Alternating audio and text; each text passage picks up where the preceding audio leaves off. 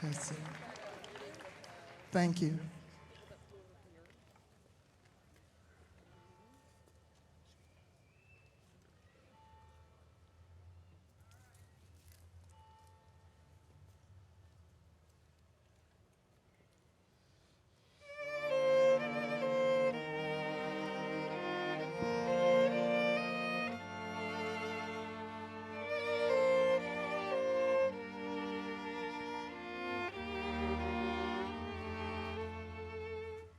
There is a balm in Gilead to make the wounded whole. There is a balm in Gilead to heal the sin-sick soul. Sometimes I feel discouraged, and I feel all my works in vain. That's when the Holy Spirit, but He revived my soul again. There is a balm in Gilead to make the wounded whole. There is a balm in Gilead to heal the sin-sick soul, to heal the sin-sick soul.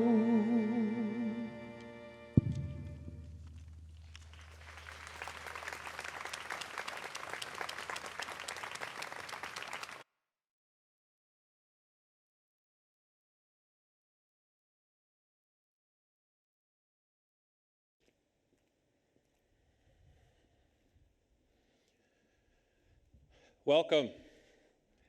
And thank you all for being present at this time in this place. We have gathered as the wider, extended Davidson College community. 190 years ago, a group of Presbyterians gathered 3 miles to our southeast at Beaver Dam Plantation to purchase the land for our college. They expressed high human aspirations to enlighten young men who would become leaders of church, of agriculture, of commerce. Their visionary belief in education made this college possible. They laid plans to build this campus. Over the ensuing years, college trustees and students paid slave owners for the labor of enslaved craftsmen who shaped the bricks of the original buildings that surround us. We know that these trustees, like our earliest presidents and professors, were themselves slaveholders. What we don't know is whether or how these college leaders questioned the legal and theological justifications for slavery that many put forward in those days. Did they see the ethical inconsistency between enlightenment and enslavement? Was their moral vision blurry, or did they choose to look away? We raise these questions not to render a historical judgment, as Lincoln implored us in biblical terms, we judge not, lest we be judged. How did enslaved people experience these contradictions? How did they answer their children's questions? One descendant told me just last week in U-Haul what she believes. Her ancestors dreamed of a future when their children or their grandchildren would have access to a college like this one. We will never know the complete story, and yet we are determined to continue our archival and archaeological research, to properly acknowledge the lives of the enslaved and exploited individuals who are fundamental to this history, and to realize the dream of a campus where all can learn together. Look around at this special, even sacred quadrangle. Humanity in all its complexity is present right here. The talent and hard work of the brick masons and carpenters who built these buildings, 2 grand halls placed within debating distance to fuel the mutual exchange of ideas. The creativity of the modern artists who shaped these hands. The curiosity and purpose of our students and faculty, yet inextricably intertwined with all of these goods was the dehumanizing enslavement of human beings. This unavoidable historical fact compels us to humility today.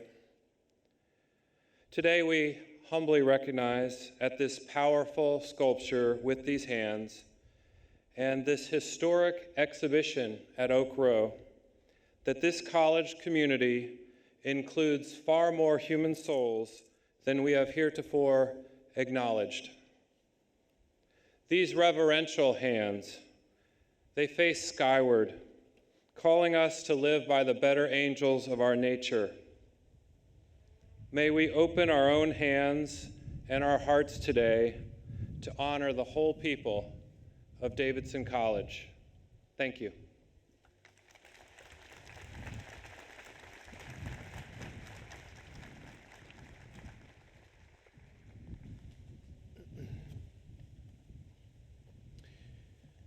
It's been a long time coming, and this memorable day of gratitude has arrived to honor those whose literal blood and sweat helped to build this institution.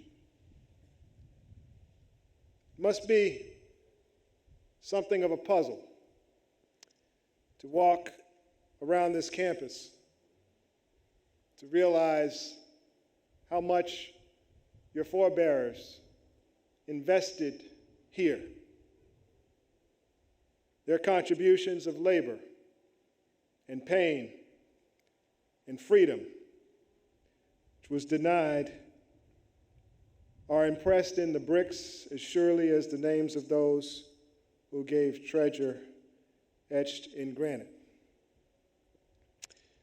On behalf of the Board of Trustees and as the chair of the Commission on Race and Slavery, I want to thank everyone whose hard work over these past 7 years has contributed to this moment.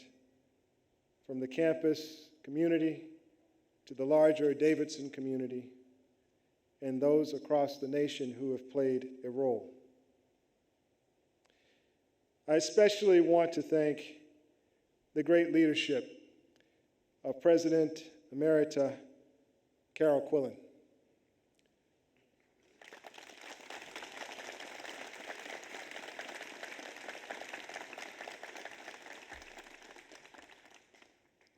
We had started the work on the Commission on Race and Slavery before many of the events that led this country to turn its attention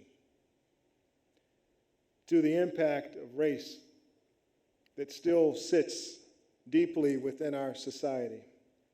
And it was her vision that started this work. I also want to thank President Doug Hicks, who has taken on the mantle of leadership of this institution at a time when discussions about race, about history, and about symbolism have become so difficult. It would have been easy to cast this work aside, but he has put his shoulder to the wheel, and we thank him.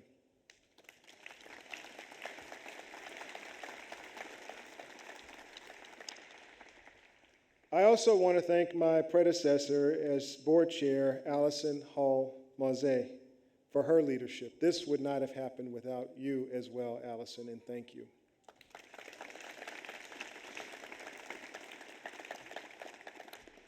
Our Davidson College motto, let learning be cherished where liberty has arisen. If you think about those words, they're aspirational words. But maybe we can at least contemplate today the possibility that our learning for so many generations was incomplete because the liberty was incomplete. Davidson's mission, it does include cultivating human instincts and recognizing the value and the dignity of every person. And for many generations, we simply did not live up to those words. The work of the Commission on Slavery was challenging, and I was proud of the college for having the courage to look into the mirror and attempt to understand itself through the prism of history. We had to confront hard realities and truths that took the luster off the stories we sometimes tell ourselves about the place we all hold so dear. But what the process did for many of us was it made us more humble, more human, and more humane. And my fondest hope is that the work of the Commission, both today's output, but also the future work ahead, will create a path to healing. If everyone who's here today will close your eyes for a minute, and I want you to imagine the very best day you've ever had on this campus or in this community. And then I want you to open your eyes and to think about the possibility that even that best day is not as great as the days that are possible ahead of us.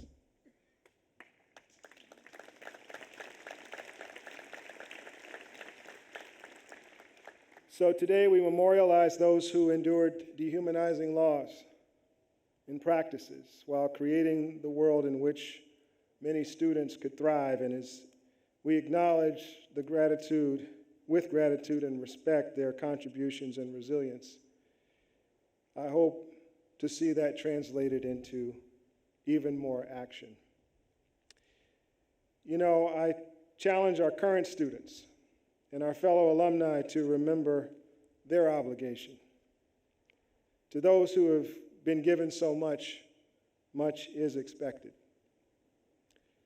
I hope you will continue to carry your humane instincts and discipline and creative minds into a world that badly needs you.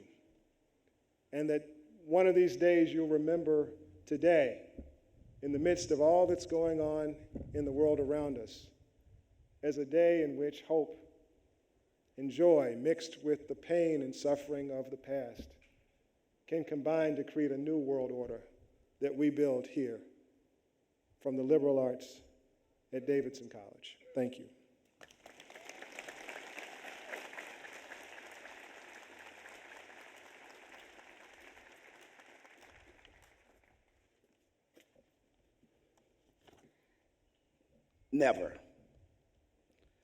Never in my wildest dreams,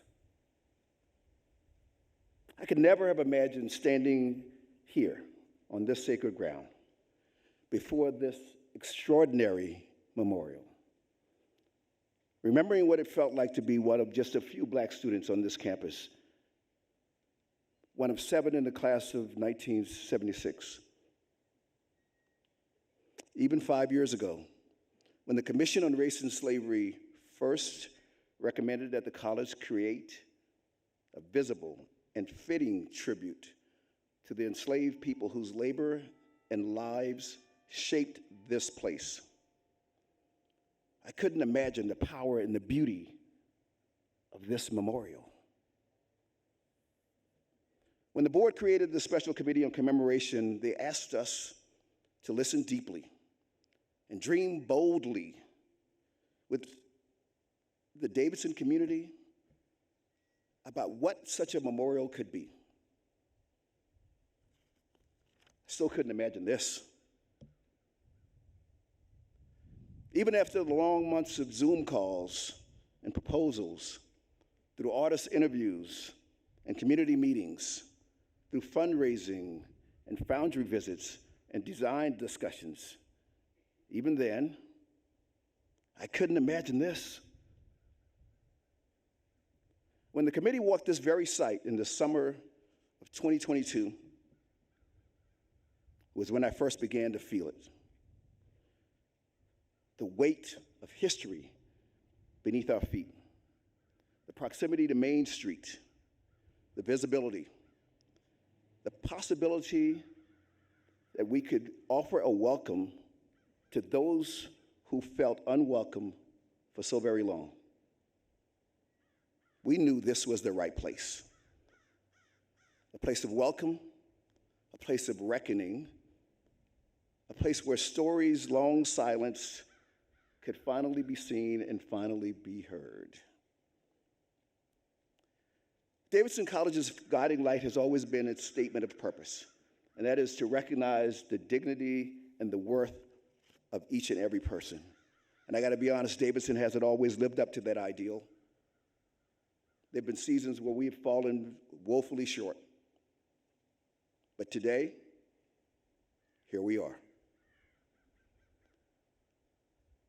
I need to acknowledge with deep gratitude all the people who played a role in this project, starting with the ancestors whose courage and endurance inspired this work. My friend, the Honorable Anthony Fox, who led the Commission on Race and Slavery for its bold recommendations.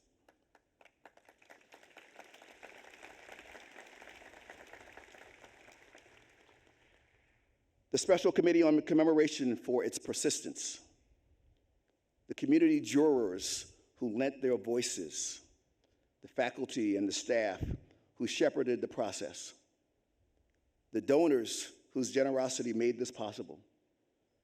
And indeed, the skilled workers who built it, who landscaped it, and who transformed Oak Row so that we could tell a truer story. And of course, the artists and the architect and their extraordinary teams. All of them have left an indelible mark on this campus. Today, we stand before these monumental hands, hands that transcend time and place. They might be the hands that shaped the bricks that built these walls. They might be the hands that took care of the first students here at Davidson. They might be the hands that took care of me in 1976, or the hands that care for students today and those that are yet to come. These hands are a lasting symbol, a bridge between remembrance of hope, between the pain of the past and the promises of tomorrow. So yeah, never in my wildest dreams, but here we are, in this place of beauty and truth, in this moment of memory and meaning, standing together with these hands. Thank you.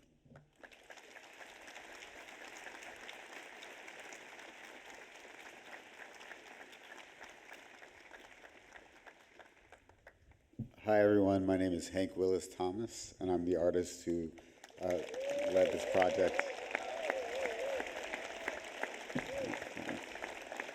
It's so wonderful to be here with you all. I have to admit, I'm pretty disappointed in you, Honorable Virgil Flood, for taking my whole statement that I was working on. I was like, now what I'm going to say? but I'll get to that. Slightly different, but maybe it might sound exactly the same. But I wanted to take a moment, since we are here, and thinking about what these two buildings have seen and what those two buildings have seen. So they've been here for how long? The 1830s and 1840s. Think about that. When these buildings were being built and when this college was being conceptualized, the United States was in the midst of a mass removal of the indigenous people who lived here through the Indian Removal Act, initiated by President Andrew Jackson. There was a boom in the slave trade as a result of the invention of the cotton gin. These lands were fought over. Actually, General Davidson died near here fighting in the Revolutionary War. This has always been contentious land, and every inch of this land was contended. And I think a lot about our ancestors. I'd like to acknowledge the descendants of the known descendants of the people who built and nurtured this college. If there are here, can you raise your hands so we can salute you?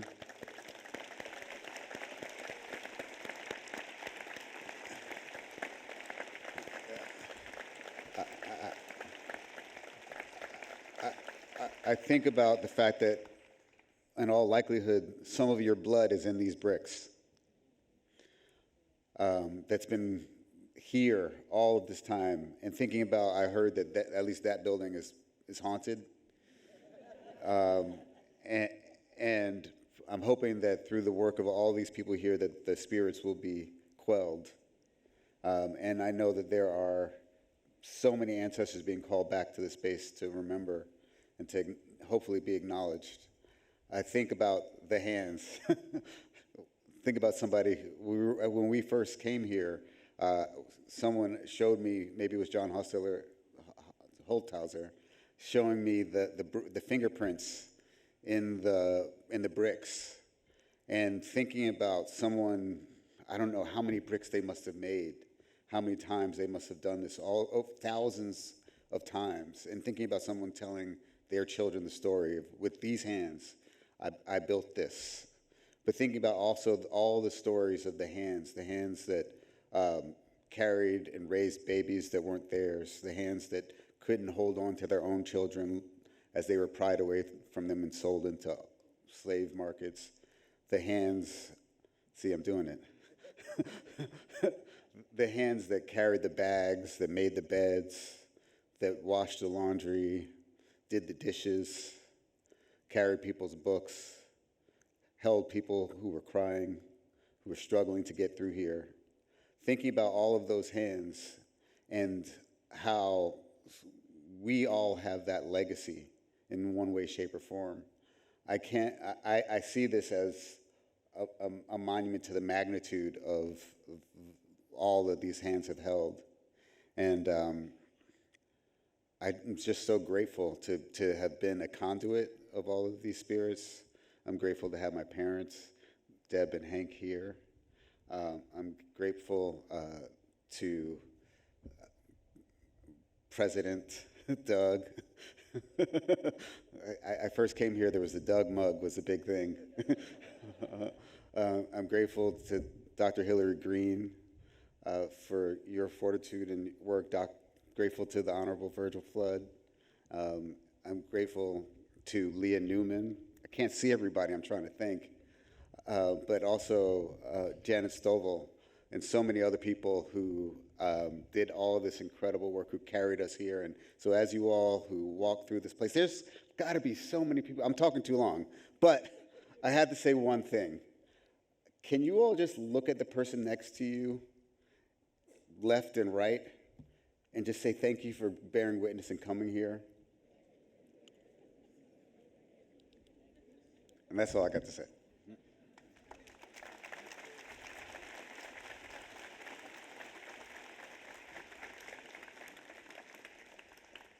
Good afternoon again, everyone. What I just saw and what I can see now is one of the most beautiful things I've ever seen.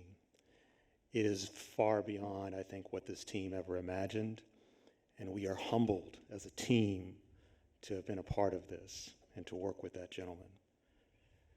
The experience that you all are having right now and will have long after we leave is one that we thought about, but this extends well beyond what we ever could have dreamed.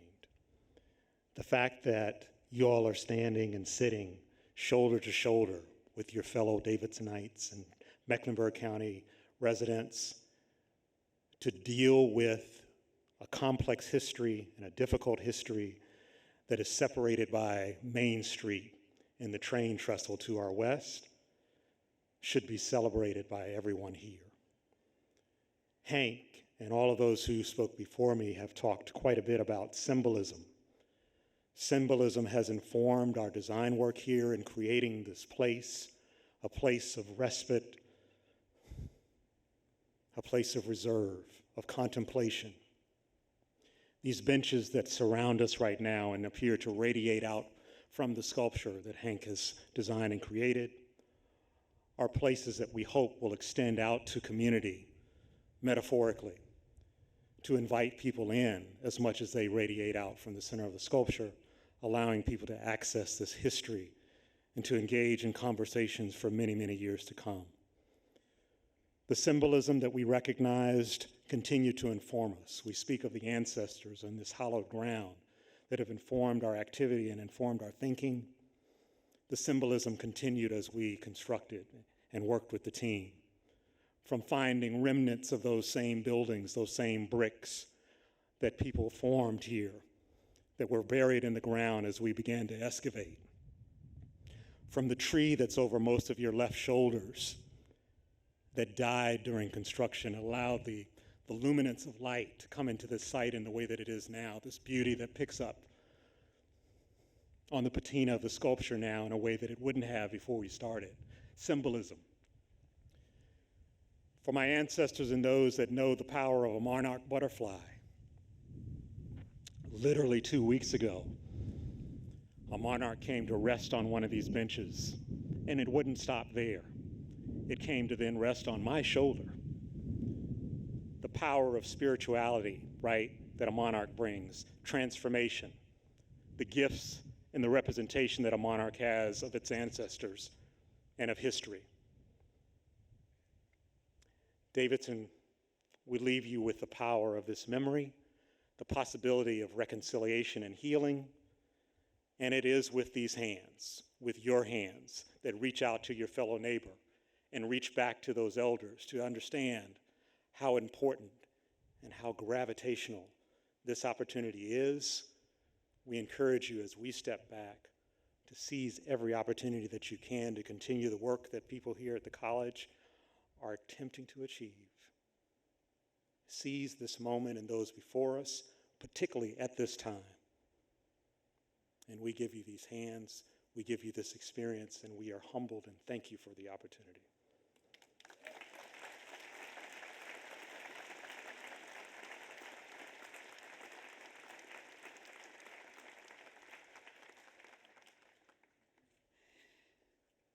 When I first stepped foot on this campus and walked this space, it was a part of the conference that kicked off the Commission on Race and Slavery. I knew that this was a sacred space. No one needed to tell me, because I could feel it. By putting this memorial where enslaved people labored, the college is recognizing the grounds that they helped shape at the historic heart of this campus. We must acknowledge the voices, the actions, the humanity of those who were far long excluded. We must acknowledge the past so we can build a better present and future.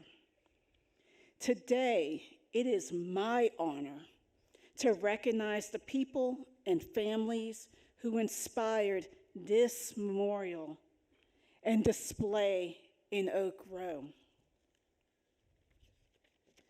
On the screens around us and within Oak Row, you have seen the names of people and families who were fundamental in building the college and sustaining the community over the years without due recognition. We know that list is incomplete. Our work is ongoing. At this moment, though, I would like to ask those members of the audience who represent the people and families we seek to honor today to rise in body or in spirit, that we may acknowledge you.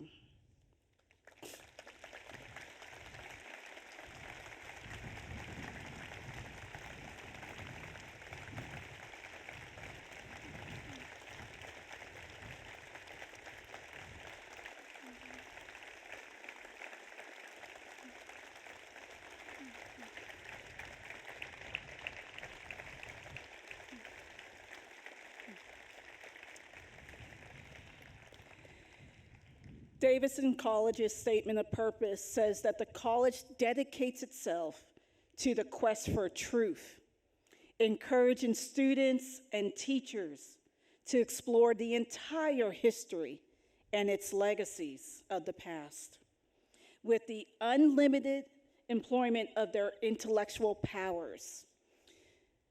This work is ongoing. My students and I will be continuing this work. Others will join us. I hope that you in this audience and those not present will be with us in partnership and allow us to extend our commitment to learn and acknowledge those who came before us and those who help us move forward. Thank you.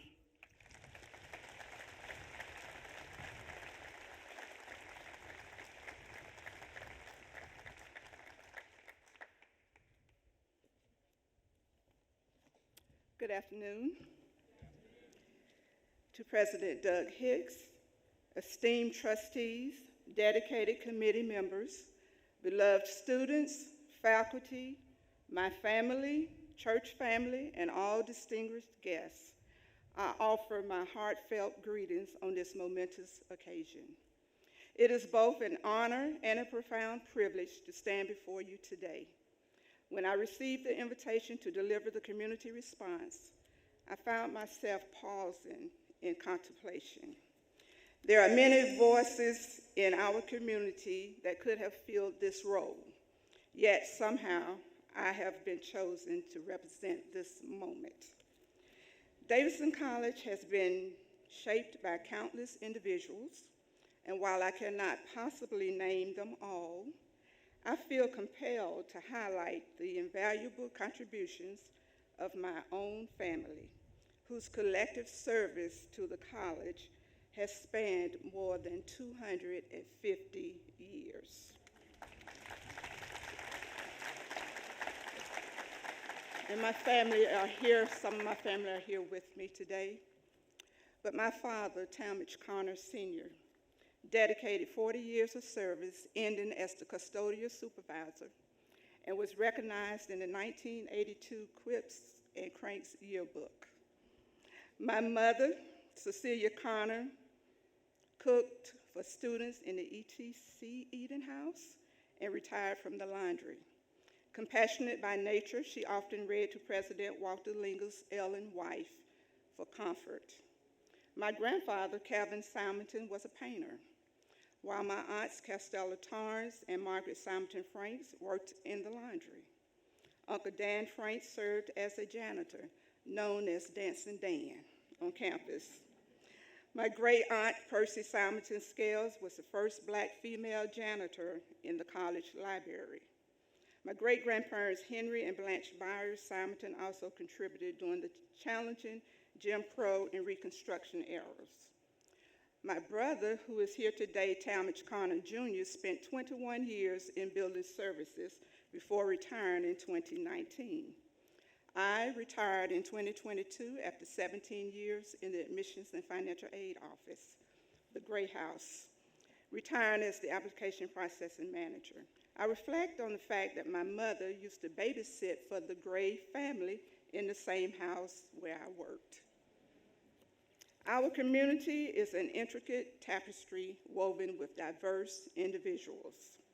We encompass college graduates, and I'm talking about us across the tracks. We encompass college graduates, entrepreneurs, town board commissioners, community advocates, registered nurses, pastors, such as Vivian White Lester, Christopher Springs, my grandson, Reverend C. Rashad Alexander, alongside the late Brenda Tapia. Ministers, professionals, and professors like Nancy Farley. We take pride in celebrating our future. Kanisha Gaston, a native of Davidson Westside and an alumna of Davidson College. Additionally, I celebrate my 5-year-old great-granddaughter who is here today, Everett Sophia Grace. She is a student at Charlotte Country Day. Today marks a significant chapter in our shared history. Even as books may face censorship, the truth of our past cannot be erased from our memory. We must extend our gratitude to President Hicks and particularly to former President Carl Quinlan, who courageously acknowledged the injustice of Davidson's history. Although we, as a West Davidson community, are not monolithic, we do share similar experiences with Davidson College. And as we come to commemorate the installation of this monument to the enslaved and exploited, I pray this is an opportunity to commit ourselves as a community and as an institution of higher education to raise to the needs of our community and not mere focus on performative measures, but execute in real time the faith and commitment of our ancestors who were enslaved and exploited for many decades on this very campus, on this very earth which we currently stand. In the words of Martin Luther King, forgiveness does not mean ignoring what has been done or putting a false label on an evil act. It means rather that the evil act no longer remains a barrier to the relationship. So as we stand here and our outstretched hands symbolize not only the enslaved and exploited, but a broader call for awareness and change and an invitation to come together in community. Thank you.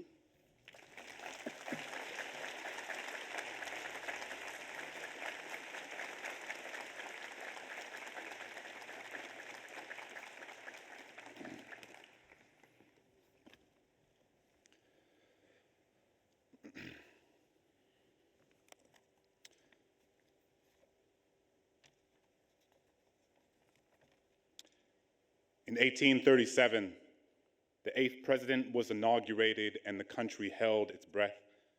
The price of cotton plunged and the banks began to fall. The telegraph was invented and our language took new shape, while the chains of chattel slavery still held millions in its grip. And here, surrounded by white oaks and red maples, amid the foothills of the Piedmont and within a whisper of the Catawba River, the doors of a small Carolina college opened for the first time. But it did not open these doors to all. There were those who still believed education was not meant for any woman.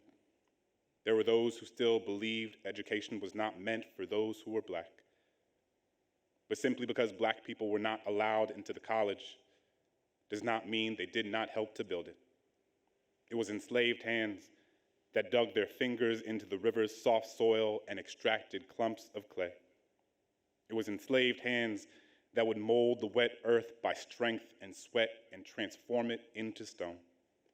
It was enslaved hands that constructed the fire to harden the stone into blocks that would encircle these grounds. Through work and force and time and blood, they produced 250,000 bricks that built this college, a school that has given rise to preachers and presidents, architects and artisans, scientists and surgeons, educators and engineers. It is through their labor that these buildings were erected. It is through their toil that this college came to be. With these hands, they cleared the land, they cut the brick, they swung the axe, they chopped the wood. With these hands, they held their love, they hugged their child, they clapped in church, they prayed for freedom. With these hands, they constructed buildings they were not allowed to enter. They cooked food they were not allowed to eat. They washed clothes they were not allowed to wear. The enslaved in Davidson were trapped in bondage, but let us not say they were defined by it. The enslaved labor is what built this college, but let us not say it is what made them.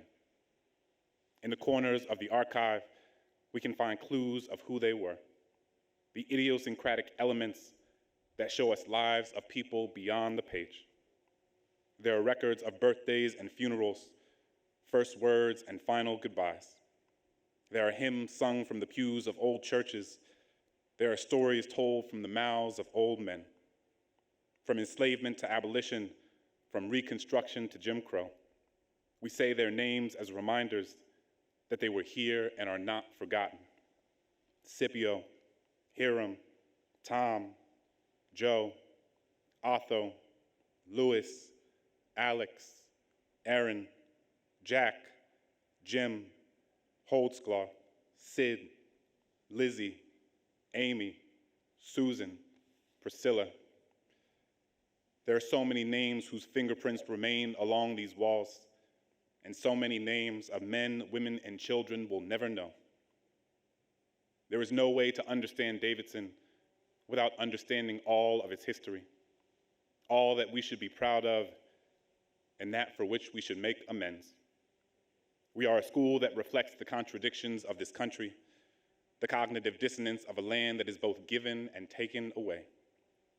Black students study in buildings that are named after enslavers and walk past fraternities who have flown the Confederate flag. The first 3 presidents of the school each owned other human beings, and it took 129 years before the first Black student received a degree. We cannot run from this part of our story. We must wake up and face it every day. It is not a finish line we cross, but a new way of living out our aspirations, of demanding we become the place we tell the world we want to be. So here we stand, between oak and elm, between stone and brick, between truth and honor, between past and present. Here we stand, between Hiram's wide smile and Scipio's sweet songs, between Susan's small hands and Lizzie's big laugh. With their hands, this place was made, and with our voices, we shall remember. Thank you.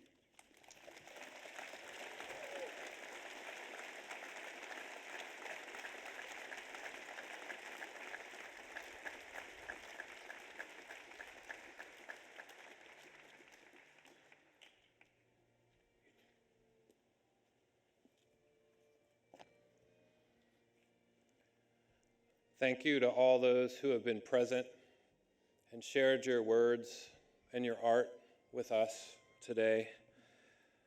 I'd now ask, as we move to a formal dedication of this commemoration, that, as Hank Willis Thomas suggested, please acknowledge the humanity of all those who are present with these hands. Whether you offer a wave to the person beside you or a fist bump, or hold hands, please acknowledge all who have made the effort to be part of this remarkable, really unimaginable community. And now, on behalf of the Board of Trustees, and with support from across the Davidson College community, I dedicate this memorial with these hands, a memorial to the enslaved and exploited on this day, October 23rd, 2025. This commemoration reminds us to recommit ourselves to the work of our own hands, to dig into our history and acknowledge all who have shaped this campus, to reach out to each other in community, and to build an even stronger Davidson College together. Thank you.